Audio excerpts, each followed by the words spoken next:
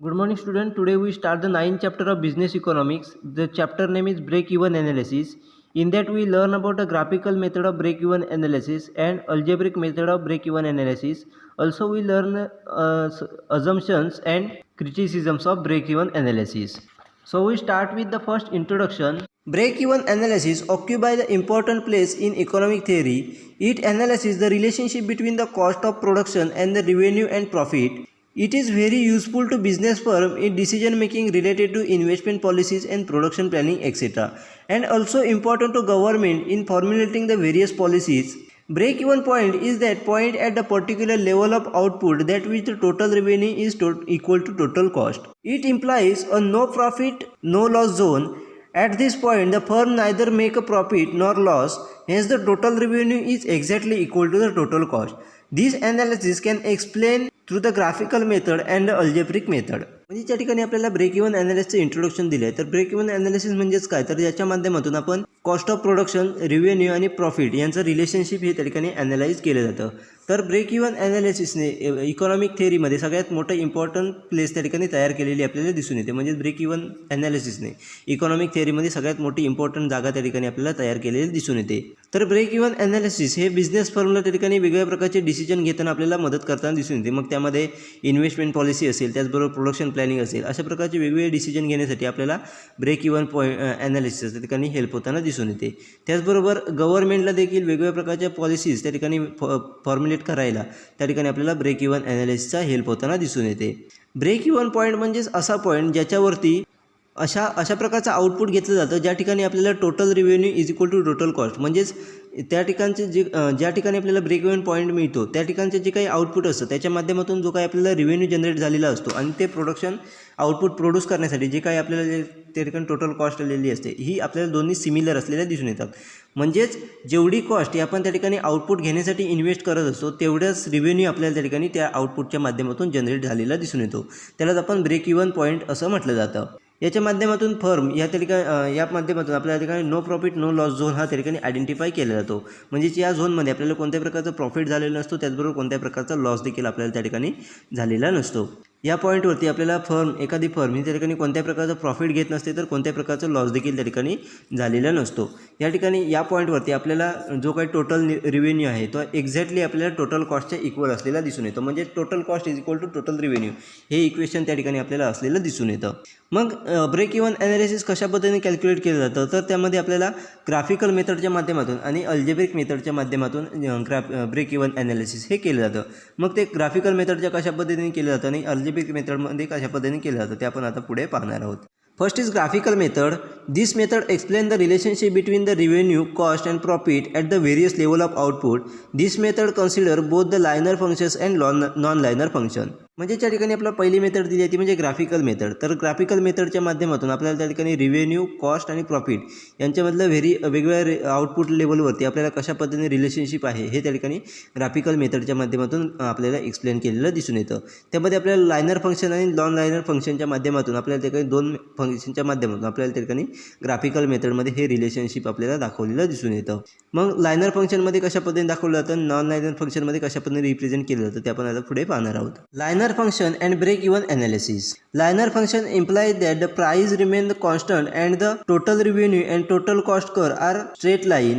When the price remain the same, every increase in the production and the sales will lead to the increase in total revenue in the constant proportion. The total revenue curve starts from the origin, indicating that the varies with the level of output. The total cost curve is also straight line starting at the point of any x-axis above the origin. This indicates that there is an element of fixed cost in the total cost of the production. The point at which the total revenue is equal to the total cost is said to be break even point. या ठिकाणी आपल्याला first दिले ते म्हणजे liner फंक्शनच्या माध्यमातून आपल्याला break even analysis हे कशा पद्धतीने केलं जातं.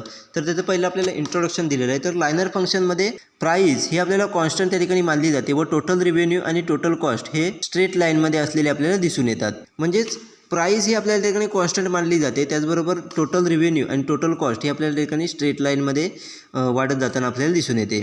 म्हणजे जेव्हा आपल्याला प्राईस ही सेम असलेली दिसून येते आणि ज्या प्रमाणात आपल्याला प्रोडक्शन हे वाढत गेलेलं दिसून येतं तेव्हा आपल्याला टोटल रिव्हेन्यूमध्ये जे इन्क्रीज होत असतो आपल्याला त्या ठिकाणी कॉन्स्टंट प्रपोर्शनमध्ये इन्क्रीज झालेलं दिसून येतं. त्यामुळे टोटल रिव्हेन्यू आणि टोटल कॉस्ट कर हे आपल्याला त्या ठिकाणी स्ट्रेट लाईनमध्ये असलेले दिसून येतात. तर टोटल रिव्हेन्यू कर हा आपल्याला त्या ठिकाणी ओरिजिनपासून स्टार्ट झालेला दिसून येतो. त्याच्या माध्यमातून आपल्याला वेगवेगळ्या प्रकारचे लेवल ऑफ आउटपुट ही त्या ठिकाणी त्याच्यावरती इम्प्लिमेंट केली जाते. म्हणजेच आपल्याला वेगवेगळ्या लेवलच्या आउटपुटवरती आपल्याला किती प्रमाणात रिव्हेन्यू जनरेट झाला हे त्या ठिकाणी टोटल रिव्हेन्यू करच्या माध्यमातून इंडिकेट केलं जातं. तर टोटल कॉस्ट कर हा देखील आपल्याला त्या ठिकाणी स्ट्रेट लाईनमध्ये असलेला दिसून येतो. तर तो वाय ॲक्सिसवरती कोणत्याही पॉईंटवरती तो पॉईंटवरून आपल्याला स्टार्ट झालेला दिसून येतो, परंतु ओरिजिनच्या वरून तो चालू झालेला आपल्याला दिसून येतो.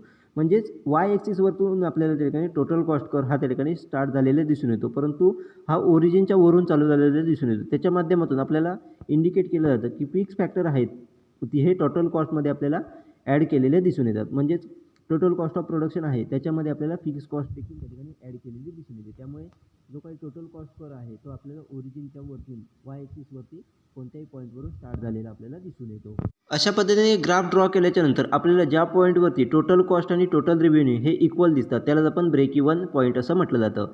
मग तो ग्राफवरती कशा पद्धतीने इंडिकेट केला जातो तो आपल्याला पुढे दिलेल्या ग्राफच्या माध्यमातून शो केलेला आहे. In the above diagram, TR represents a total revenue curve, TC represents a total cost curve, while the TFC stands for the total fixed cost. TR curve starts from the origin and it is linear curve indicating that TR increase in a constant proportion. TFC is a straight line indicating that it remains the same whatever the level of output. The vertical distance between TC and TFC represents the total variable cost. TVC increase with the increase in output. The total revenue curve and the total cost curve intersect each other at the point E, and this point is the break-even point. At this point, the total revenue is equal to the total cost. The firm neither make a profit nor the loss at this point. Before the break-even point, total revenue is less than the total cost. After the break-even point, total revenue curve is more than total cost. Break-even point shows that minimum level of output required to be produced and sold by the firm to break-even point. या ठिकाणी आपल्याला ग्राफिक्सच्या माध्यमातून आपण break even analysis कशा पद्धतीने करू शकतो किंवा ब्रेक इवन पॉईंट कशा पद्धतीने आयडेंटिफाय करू शकतो हे या ठिकाणी आपल्याला दिलेलं आहे. तर दिलेल्या डायग्राममध्ये जर आपण पाहिलं म्हणजेच 9.1 ह्या डायग्राममध्ये जर आपण पाहिलं तर आपल्याला लक्षात येईल की TR हे त्या ठिकाणी आपल्याला टोटल रिव्हेन्यू कर रिप्रेझेंट करतं. तर TC हा आपल्याला त्या ठिकाणी टोटल कॉस्ट कर रिप्रेझेंट करतं. तर TFC हा आपल्याला टोटल फिक्स कॉस्ट त्या ठिकाणी रिप्रेझेंट केलेली दिसून येते. मग TR कर जर आपण पाहिला तर ओरिजिनवरून स्टार्ट झालेला दिसून येतो, म्हणजे ओ पॉईंटवरून आपल्याला TR कर हा स्टार्ट झालेला दिसून येतो आणि तो स्ट्रेट लाईनमध्ये आपल्याला वरती गेलेला दिसून येतो. त्याच्या माध्यमातून इंडिकेट केलं आहे की आपल्याला जी काही TR इन्क्रीज आहे म्हणजे टोटल रिव्हेन्यू जो वाढत जाणार आहे तो आपल्याला कॉन्स्टंट प्रपोर्शनमध्ये वाढताना दिसणार आहे. त्याचबरोबर TFC लाईन ही आपल्याला ठिकाणी म्हणजे TFC कर हा आपल्याला स्ट्रेट लाईनमध्ये दाखवलेला आहे. त्याच्यावरून इंडिकेट केलं जातं की आपण किती प्रमाणात त्या ठिकाणी आउटपुट घेतलं तरी आपल्याला त्या ठिकाणी टोटल फिक्स कॉस्ट ही सेम राहणार आहे. म्हणजेच आपण आउटपुटमध्ये किती प्रमाणात जरी वाढ केली तरी आपल्याला त्या ठिकाणी टोटल फिक्स कॉस्ट ही त्या ठिकाणी सेम राहणार आहे. तर TC आणि TFC यांच्यामधला जो काही व्हर्टिकल डिफरन्स आपल्याला दिलेला आहे त्याच्या माध्यमातून आपण टोटल व्हेरिएबल कॉस्ट ही रिप्रेझेंट केलेली आपल्याला दिसून येते. म्हणजे TFC आणि TC यांच्यामधला जी काही गॅप आहे व्हर्टिकल गॅप आहे त्यालाच आपण त्या ठिकाणी व्हेरिएबल कॉस्ट असं म्हटलं जातं. म्हणजेच TFCमध्ये TVC म्हणजे टोटल व्हेरिएबल कॉस्ट ॲड केल्याच्यानंतर आपल्याला ठिकाणी TC म्हणजे टोटल कॉस्ट ही त्या ठिकाणी आयडेंटिफाय झालेली आहे. तर TVC म्हणजे टोटल व्हेरिएबल कॉस्ट ही ज्या प्रमाणात आपण आउटपुट वाढवत जातो त्या प्रमाणात आपल्याला टोटल व्हेरिएबल कॉस्ट ही वाढत जाते. त्यामुळे आपल्याला त्या ठिकाणी या प्रमाणात आउटपुट वाढत गेलं त्याप्रमाणे आपल्याला टोटल कॉस्ट देखील हळूहळू वाढत गेलेली आपल्याला दिसून येते. डायग्राममध्ये आपण जर पाहिलं तर आपल्याला लक्षात येईल की TR कर म्हणजे टोटल रिव्हेन्यू कर आणि टोटल कॉस्ट कर हा त्या ठिकाणी आपल्याला ई पॉईंटवरती इंटरसेक्ट करताना दिसून येतो. म्हणजे ई पॉईंटवरती आपल्याला त्या ठिकाणी दोन्ही कर हे त्या ठिकाणी इंटरसेक्ट करताना दिसून येतात. त्यालाच आपण ब्रेक इवन पॉईंट असं म्हटलं जातं. या पॉईंटवरती टोटल रिव्हेन्यू आणि टोटल कॉस्ट यांची व्हॅल्यू आपल्याला सेम असलेली दिसून येते. म्हणजेच आपल्याला वाय ॲक्सिसवरती टोटल रिव्हेन्यू आणि टोटल कॉस्टची व्हॅल्यू दिली आहे. त्यामध्ये जर आपण पाहिलं तर ई पॉईंटवरती आपल्याला टोटल रिव्हेन्यू आणि टोटल कॉस्ट ही एकाच पॉईंटवरती आलेले दिसून येतात. म्हणजे आपल्याला कॉस्ट ही त्या ठिकाणी सिमिलर असलेली दिसून येते. त्याच्या माध्यमातून आपल्याला लक्षात येईल की ह्या पॉईंटवरती आल्याच्यानंतर प्रोडक्शन घेतल्याच्यानंतर फर्मला कोणत्याही प्रकारचं लॉस होत नसतो, त्याचबरोबर कोणत्याही प्रकारचं प्रॉफिट त्या ठिकाणी झालेलं नसतं. तर ब्रेक इवन पॉईंटच्या अगोदर जर आपण पाहिलं तर टोटल रिव्हेन्यू हा आपल्याला टोटल कॉस्टपेक्षा कमी असलेला दिसून येतो. म्हणजे टोटल कॉस्टपेक्षा टोटल रिव्हेन्यू हा आपल्याला त्या ठिकाणी ई पॉईंटच्या अगोदर जर पाहिलं तर आपल्याला तो कमी असलेला दिसून येतो. तर ब्रेक इवन पॉईंट नंतर जर आपण पाहिलं तर आपल्याला TC हा TRपेक्षा कमी असलेला दिसून येतो. म्हणजे टोटल रिव्हेन्यूपेक्षा टोटल कॉस्ट ही आपल्याला कमी झालेली दिसून येते. म्हणजेच ब्रेक इवन पॉईंटच्या माध्यमातून आपल्या लक्षात येईल की आपल्याला जर एखाद्या फर्मला ब्रेक इवन करायचं असेल, म्हणजेच आपल्याला जर नो प्रॉफिट नो लॉसमध्ये जायचं असेल तर त्या ठिकाणी आपल्याला एका सर्टन लेवलपर्यंत आउटपुट घेणं गरजेचं असतं. त्या पॉईंटवरती जर आपण आउटपुट घेतलं तरच आपल्याला त्या ठिकाणी कोणत्याही प्रकारचं प्रॉफिट किंवा कोणत्याही प्रकारचा लॉस होणार नाही. आणि त्याच्यावरती जर आपण प्रोडक्शन घेतलं तर आपल्याला त्या ठिकाणी नक्कीच प्रॉफिट होताना दिसून येतो. जर त्याच्या खाली आपण जर प्रोडक्शन घेतलं, त्या युनिटपेक्षा कमी प्रमाणात आपण आउटपुट घेतलं तर आपल्याला त्या ठिकाणी लॉस झालेला दिसून येतो. त्यामुळे आपल्याला फर्मला जर प्रॉफिटमध्ये जायचं असेल तर आपल्याला त्या एका सर्टन पॉईंटपेक्षा जास्त प्रोडक्शन घेणं हे गरजेचं असतं. तरच आपण त्या ठिकाणी ब्रेक इवन करू शकतो व त्याच्या माध्यमातून आपण प्रॉफिट हे घेऊ शकतो. Any rational firm would like to produce a quantity of output which is more than the output at the break-even point or at least the quantity output at the break-even point. No firm would like to produce the output which is less than break-even output as it clearly indicate loss. If the firm at that attaining the fixed amount of profit in its operation, then break-even point indicate the required level of output to the produce. For example, in the figure, let us suppose the firm aim at the profit of pi, then the new cost curve TC plus pi intersect at the TR curve at the point R1. While the break-even output is OQ1, the output required to achieve the target profit is OQ1. म्हणजेच प्रत्येक firm हे आपल्याला जे काही break even point आलेला आहे किमान तेवढं तरी आउटपुट घेण्याचा प्रयत्न करत असते किंवा त्यापेक्षा जास्त आउटपुट कशा पद्धतीने घेता येईल याच्याकडे लक्ष करताना आपल्याला दिसून येते. कोणतीही फर्म ही आपल्याला त्या ठिकाणी ब्रेक इवन पॉईंटच्या आउटपुटपेक्षा कमी आउटपुट घेताना दिसत नाही, कारण त्यांना क्लिअरली दिसत असतं त्या ठिकाणी आपल्याला लॉस होणार आहे हे क्लिअरली इंडिकेट करत असल्यामुळे ब्रेक इवन पॉईंटच्या खाली कोणतीही फर्म त्या ठिकाणी आपल्याला आउटपुट घेताना दिसत नाही.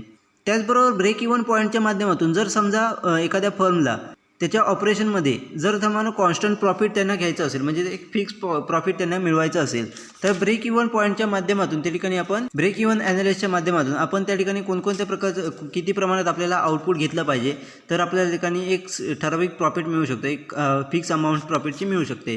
हे देखील आपण त्या ठिकाणी आयडेंटिफाय करू शकतो. मग ते कशा पद्धतीने आयडेंटिफाय केलं आपल्याला ते पुढे एक्झाम्पल दिले आहे त्याच्या माध्यमातून आपण आयडेंटिफाय करू शकतो.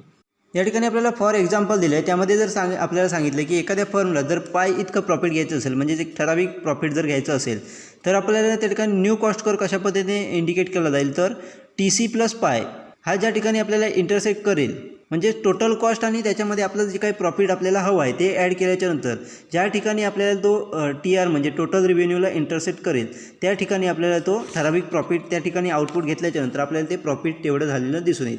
म्हणजे जर डायग्रॅममध्ये जर आपण पाहिलं तर आपल्याला TC प्लस पाय म्हणजे TC टोटल कॉस्ट प्लस आपले जे काही प्रॉफिट त्या ठिकाणी ॲड केलं आहे तो कर्व ड्रॉ केल्याच्यानंतर आपल्याला तो TR वरती R1 ह्या पॉईंटवरती इंटरसेक्ट करताना दिसून येतो. मग जर R1 पॉईंटवरती इंटरसेक्ट करत असेल वर त्या पॉईंटवरती आपल्याला आउटपुट हे Q1 म्हणजे OQ1 पर्यंत जे आउटपुट आहे तेवढा आउटपुट घेतल्याच्यानंतर आपल्याला टोटल कॉस्टच्या वरती तेवढा प्रॉफिट होताना दिसणार आहे. मग जर तेवढं आपण कॉन्स्टंट जर युनिट आउटपुट केले तर आपल्याला त्या प्रमाणात तेवढं प्रॉफिट हे आपल्याला नक्कीच होताना दिसून येणार आहे. अशा पद्धतीने एक कॉन्स्टंट प्रॉफिट देखील आपण आयडेंटिफाय करू शकतो. म्हणजेच एखाद्या फर्मला त्या ठिकाणी कॉन्स्टंट प्रॉफिट घ्यायचं असेल, फिक्स प्रॉफिट त्या ठिकाणी हवं असेल तर त्या ठिकाणी या मेथडच्या माध्यमातून ते किती प्रमाणात आपल्याला आउटपुट घेतलं पाहिजे तर आपल्याला एवढं प्रॉफिट होऊ शकतं हे आयडेंटिफाय करण्यासाठी या मेथडचा यूज करू शकतात. Next is non linear functions and break even analysis. While the linear total revenue is the total functions exist in the perfect competition, in reality the market structure is monopolistic competition or oligopoly. In such case, the cost and revenue functions are the non-linear. The determinations of the break-even point in this case can be explained with the help of the following diagram. म्हणजे ज्या ठिकाणी आपल्याला next दिले आहे ते म्हणजे non liner फंक्शनच्या माध्यमातून आपण ब्रेक इवन ॲनालिसिस कशा पद्धतीने करू शकतो हे या ठिकाणी आपल्याला दिलेलं आहे. तर आपण मगाशी जे पाहिलं होतं लायनर टोटल रिव्हेन्यू त्याचबरोबर टोटल कॉस्ट फंक्शन हे आपण लायनरमध्ये पाहिलं. हे आपल्याला कधी दिसून येतं जेव्हा परफेक्ट कॉम्पिटिशन असते तेव्हा आपल्याला त्या ठिकाणी टोटल रिव्हेन्यू आणि टोटल कॉस्ट हे आपल्याला लायनर असलेले दिसून येते. परंतु रियालिटीमध्ये जर पाहिलं तर आपल्याला मार्केट स्ट्रक्चर हे जास्तीत जास्त ओलिगोपोली असेल किंवा मोनोपोली कॉम्पिटिशन असेल त्याचबरोबर ओलिगोपोली असेल अशा प्रकारचं आपल्याला मार्केट स्ट्रक्चर त्या ठिकाणी ॲक्च्युअल रियालिटीमध्ये असलेलं दिसून येतं. मग अशा मार्केटमध्ये आपल्याला कॉस्ट अँड रिव्हेन्यू फंक्शन हे त्या ठिकाणी नॉन लायनर असलेले दिसून येतात. मग त्यामध्ये नॉन लायनर फंक्शनच्या माध्यमातून आपण त्या ठिकाणी ब्रेक इव्हन पॉईंट कशा पद्धतीने आयडेंटिफाय करू शकतो हे ते आपल्याला त्या ठिकाणी खाली दिलेल्या डायग्रामच्या माध्यमातून एक्सप्लेन केलेलं आहे. ते आपण आता पुढे पाहणार आहोत. In the above diagram TR curve slope upward to the particular point and then it start declining. TR increase at a diminishing rate when the more output is sold. Total cost curve starts from the point F on the y-axis indicating the fixed cost component. Initially it increases at diminishing rate and then it rise at increasing rate. The vertical distance between TR and TC represents the total profit earned by the firm. The TR and TC curve intersect each other at point B1 and B2. At the B1 the total revenue is equal to total cost and the corresponding level output is OQ1. B1 is the break-even output. After this point, TR curve lies above the TC curve. When the firm produces OQ level of output, the distance between TR and TC is maximum. Beyond this point, the distance between TR and TC starts narrowing down, and again at point B2, the total revenue curve intersects the total cost curve. While the B1 is called a lower break-even point and B2 is called a upper break-even point. B2 lies beyond the profit maximization level of output of the firm and hence it does not have much relevance. B1 or the lower break-even point is the more relevant to the business firm, as it indicates how much output has to be produced and sold to break even point and maximise profit. म्हणजे त्या ठिकाणी आपल्याला non liner फंक्शनच्या माध्यमातून आपण break even analysis कशा पद्धतीने करू शकतो हे आपल्याला ठिकाणी ग्राफच्या माध्यमातून एक्सप्लेन केलेलं आहे. मग आपण 9.2 ह्या डायग्राममध्ये आपल्याला ग्राफ दिले आहे त्याच्या माध्यमातून आपण पाहूया. तर त्यामध्ये जर आपल्याला पाहिलं तर TR कर्व हा आपल्याला पहिला अपवर्ड स्लोप असलेला दिसून येतो. त्याच्यानंतर एका सर्टन पॉईंट नंतर तो परत आपल्याला डिक्लाइन स्टेजला गेलेला दिसून येतो, म्हणजे परत तो आपल्याला खाली येताना दिसून येतो. जेव्हा आपण जास्तीत जास्त आउटपुट हे सोल्ड करतो त्यावेळेला आपल्याला TR कर्व हा हळूहळू आपल्याला इन्क्रीज होताना दिसून येतो, म्हणजे डिमिनिशिंग रेटला आपल्याला तो इन्क्रीज होताना दिसून येतो. जेव्हा आपण आउटपुट हे जास्तीत जास्त सोल्ड करत असतो आणि कमी आउटपुट आपण सोल्ड करत असतो आपल्याला तेव्हा तो इन्क्रीजिंग रेटने वाढत जाताना दिसून येतो. त्यामध्ये आपण पाहिलं तर टोटल कॉस्ट कर्व म्हणजे TC कर्व हा आपल्या ठिकाणी F पॉईंटवरून X ॲक्सिसवरून स्टार्ट झालेला दिसून येतो. त्याच्यामध्ये आपल्याला फिक्स कॉस्ट देखील इन्क्लूड केलेली दिसून येते. तर त्यामध्ये जर आपण पाहिलं तर तो कर्व देखील आपल्याला सुरुवातीला हळूहळू वाढताना दिसून आला. त्याच्यानंतर एका सर्टन पॉईंट नंतर तो आपल्याला इन्क्रीजिंग रेटमध्ये वाढत जाताना दिसून येतो, म्हणजे एकदम झटकन तो वाढलेला आपल्याला दिसून येतो. मग यामधला व्हर्टिकल डिस्टन्स आहे म्हणजे TR आणि TC मधला जो काही व्हर्टिकल डिस्टन्स आहे त्याच्या माध्यमातून आपल्याला टोटल प्रॉफिट किती प्रमाणात फर्म अर्न करते हे आपण त्या ठिकाणी आयडेंटिफाय करू शकतो. मग TR आणि TC कर्व हे आपल्याला इंटरसेक्ट दोन पॉईंटवरती इंटरसेक्ट करताना दिसून येतात. मग B1 आणि B2 या दोन पॉईंटवरती आपल्याला एकमेकाला इंटरसेक्ट करताना दिसून येतात. जर आपण B1 ह्या पॉईंटवरती जर पाहिलं तर आपल्याला टोटल रिव्हेन्यू आणि टोटल कॉस्ट ही इक्वल असलेले दिसून येतात आणि त्यावेळेला आपल्याला आउटपुट लेवल ही OQ1 असलेली दिसून येते. म्हणजे OQ1 लेवलला जेव्हा एखादी फर्म आउटपुट घेते तेव्हा आपल्याला total cost and total revenue हे सिमिलर असलेले दिसून येतात. त्यामुळे आपण B1 ह्या पॉईंटला ब्रेक इव्हन पॉईंट म्हणू शकतो. आणि त्याच्यानंतर ब्रेक इव्हन पॉईंटच्या नंतर आपण जर पाहिलं तर TR कर्व ही आपल्याला TC कर्वच्या वरती आलेला दिसून येतो. आणि जेव्हा एखादी फर्म ही OQ पर्यंत जेव्हा प्रोडक्शन घ्यायला सुरुवात करते त्यावेळेला आपल्याला TC आणि TR यांच्यामध्ये जास्तीत जास्त डिफरन्स असलेला दिसून येतो. म्हणजे जेव्हा आपण एखादी फर्म ही OQ पर्यंत प्रोडक्शन घेते तेव्हा आपल्याला TC म्हणजे टोटल रिव्हेन्यू आणि टोटल कॉस्ट यांच्यामधला डिफरन्स आपल्याला मोठ्या प्रमाणात असलेला दिसून येतो. आणि त्या पॉईंटनंतर परत आपल्याला TC आणि TR मधला डिफरन्स हा हळूहळू परत आपल्याला कमी झालेला दिसून येतो आणि परत एकदा B2 पॉईंटवरती ते दोन्ही कर्व हे एकमेकाला म्हणजे TC कर्व आणि TR कर्व हे एकमेकाला इंटरसेक्ट करताना दिसून येतात. मग त्यावेळेला आपल्याला देखील त्या ठिकाणी टोटल कॉस्ट आणि टोटल रिव्हेन्यू हे आपल्याला सिमिलर असलेले दिसून येते. त्यामुळे आपल्याला या ठिकाणी दोन ब्रेक इव्हन पॉईंट आढळून येतात, B1 आणि B2. मग B1ला लोअर ब्रेक इव्हन पॉईंट आणि B2ला त्या ठिकाणी अप्पर ब्रेक इव्हन पॉईंट असं म्हटलं जातं. परंतु B2 ब्रेक इव्हन पॉईंट हा त्या ठिकाणी प्रॉफिट मॅक्झिमायझेशन लेवलच्या वरती असलेला दिसून येतो. म्हणजे B1ला आपल्याला प्रॉफिट मॅक्झिमायझेशन झालेलं दिसून येतं. म्हणजे B1च्या नंतर जे आपण प्रोडक्शन करत असतो त्याच्या माध्यमातून आपल्याला फर्मला त्या ठिकाणी मोठ्या प्रमाणात प्रॉफिट होताना दिसून येतं. त्यामुळे B2 हा ब्रेक इव्हन पॉईंट आपल्याला प्रॉफिट मॅक्झिमायझेशन लेवल नंतर असलेला दिसून येतो. त्यामुळे कोणत्याही प्रकारचं रिलेव्हन्स त्याला राहिलेला दिसत नाही. तर B1 हा ब्रेक इव्हन पॉईंट त्या ठिकाणी सर्वात महत्त्वाचा मानला जातो व त्याच्या माध्यमातून फर्म हे आपल्याला किती प्रमाणात प्रोडक्शन घेतलं पाहिजे तरच आपण त्या ठिकाणी प्रॉफिट हे घेऊ शकतो किंवा त्याच्या जर खाली आपण प्रोडक्शन केलं तर आपल्याला लॉस होऊ शकतो हे त्या ठिकाणी आयडेंटिफाय करत असतात. अशा पद्धतीने आपण नॉन लायनर फंक्शनच्या माध्यमातून ब्रेक इव्हन पॉईंट हे ॲनालिसिस करत असतो.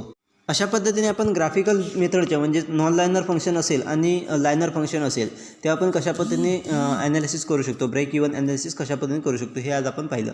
नेक्स्ट आपल्याला मेथड दिली आहे ती म्हणजे अल्जेब्रिक मेथडच्या माध्यमातून आपण कशा पद्धतीने ब्रेक इवन ॲनालिसिस करू शकतो हे आपण नेक्स्ट लेक्चरमध्ये पाहणार आहोत.